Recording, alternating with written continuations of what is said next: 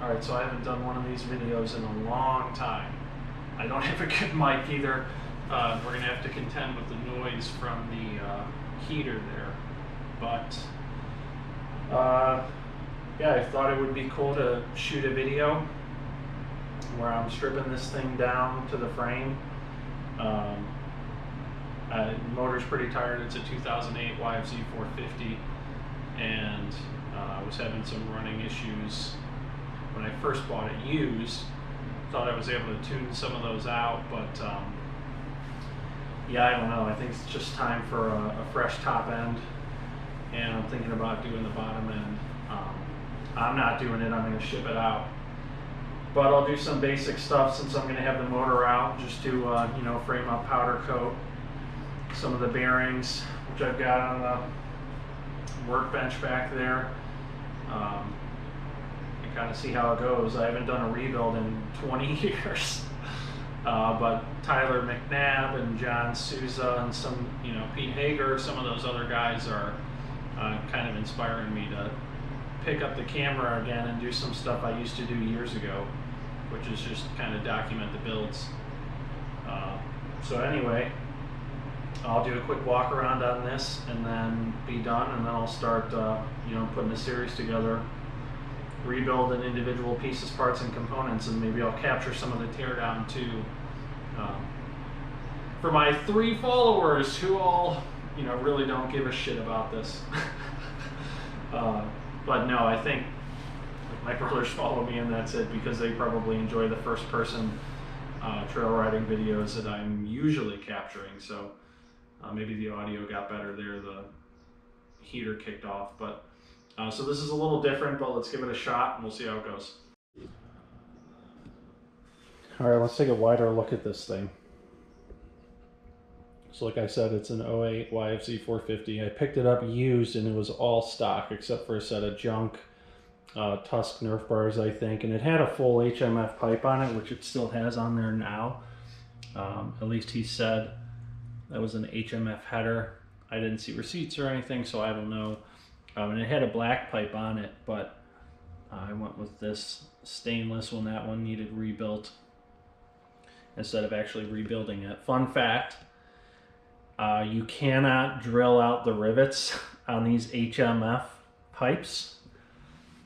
You have to send it to HMF per their website and have them rebuild the exhaust once the packing blows out. Ask me how I know that. So anyway, it's nothing fancy, it's just a trail machine.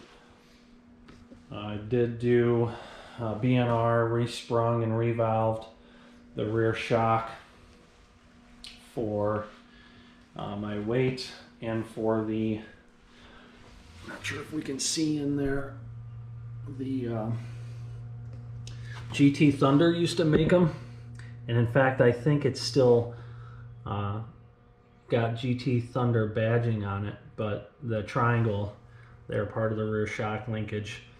I had it had the rear shock set up for that. It is the OEM pull rod. Did not do a Hinson clutch on this one like my EFI quad, just the cover, because the original Kickstarter was the stubby or shorty that was on here, but the travel was so far because it was too, I forget the exact reason, but on the stroke of the lever, the stubby would hit the clutch cover before it would catch the frame, or that kickstart's a little stiff, I got to rebuild that, before the kickstart would catch the frame or the peg, and it actually, the stubby ended up putting a small crack in the outside of the clutch cover. So when I swapped out the Kickstarter, this is a 98 YZ250 Kickstarter for this WR internals kit. When I swapped the lever out, I just put a Hinson cover on it. Factory 43 Nerfs are nice, and they go with the Kickstart. They had that special bend here that they build in to give you clearance for the stroke of the Kickstart, so you're not hitting the plastic or the Nerf bar, which would normally come straight across here. I did trim the plastic just to give me some extra clearance for my heel, and the Forworks carbon fiber heat shield there keeps us from banging on the pipe when I'm kicking it.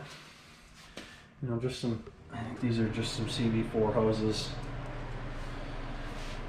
Fox shocks I picked up used from somebody who didn't know what they had, I don't think. These are Eagles compression rebound adjustable high-low speed. They just needed a good rebuild. Mark at Baldwin did that for me originally. I think I'm shipping them out to Doug Schultz here this winter. The bumper's a PRM Baja. I wanted the PRM Summit, which has the one that comes up further, but couldn't really find any of those. I think they've been out of business for a while. There's a couple companies that are making kind of replicas, but they're not the same as the original PRM stuff. This one is nice because it does have that built-in skid down here that tucks up into the frame. Now the skid plates I'm running are Ricochet. I'd never tried them before. I mean, they seem pretty stout. The chassis skid I did have to notch out to make clearance for this bumper on both sides. So the skid plate actually tucks up into this bumper underneath here, which is kind of nice. The A-arm skids I'm not a fan of. You can see I did it over here, and I should probably do it on the other side. I had to notch that corner out. Otherwise, at full stop, steering and turning, the extension would clip the banjo bolt there for the caliper and squeeze the crush washer there, and it would create loss of pressure. So I would randomly lose my front brakes out trail riding and be like, what is going on? Until I figured out that was the issue. And see this one, you can see where it was rubbing. I had to kind of adjust the alignment of the overall skid, but I should probably notch that out anyway when I've got this thing all apart and torn down. And then I've just got on the front here just a cheap stick stabilizer that I should probably order a rebuild kit for. Left the stock headlights in place just for the occasional trail ride. Alba wheels, these are the old DWT molds is what I heard. And then they just got these bead locks. They've just got these covers that snap into the bead locks to knock out or keep out mud and such. At least big rocks. It's not, I had to drill a hole to give some clearance for the castle nut for the hub, so it's not watertight, you know, but it does keep the big stuff out. Controls are mostly OEM. Just put the set of used flex bars I picked up on it with a set of Cycros. Bark Busters, again, that's my Woods Rider.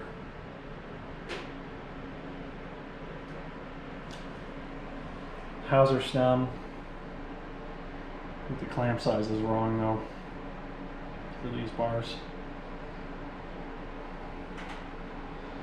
And then I had to order a Galfer front brake setup for the lines. So actually that's the other thing. I left the stock guards in place because these are still the stock A-arms, just to give me some routing for the aftermarket lines. So I had an old set for my EFI quad that was too short because it's an MX setup, and I was able to use these lower lines on this machine because it's, you know, the factory width is what, 48 inches on these or under. But I did have to order the custom upper line because the one I had was too short. It was an old kit from a sponsored build years ago that just didn't fit this machine. Nothing too fancy over here. The gland chain guard.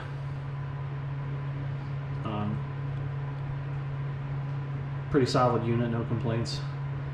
The PEP Easy Pull clutch arm. And then the big item here is the Jet Labs rebuilt original FCR carb. And get, you know, ricochet skid plate on the rear. This one's kind of nice because it does have that poly chain guard kind of built in. I've never had it apart, but I think it's replaceable. Hence the bolts there, which will be nice. New Galfer line out back helps with a little firmer rear brake feel.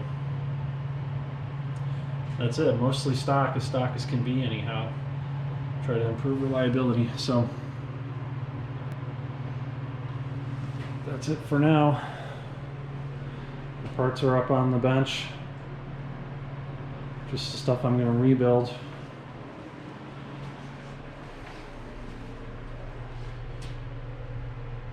Bearings for the rear linkage, swing arm, front wheel bearings. Got like the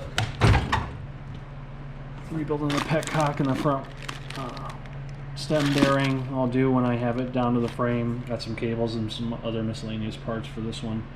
And the EFI quad in there too. Alright, I think I've stalled enough. Probably time to get cranking on this thing.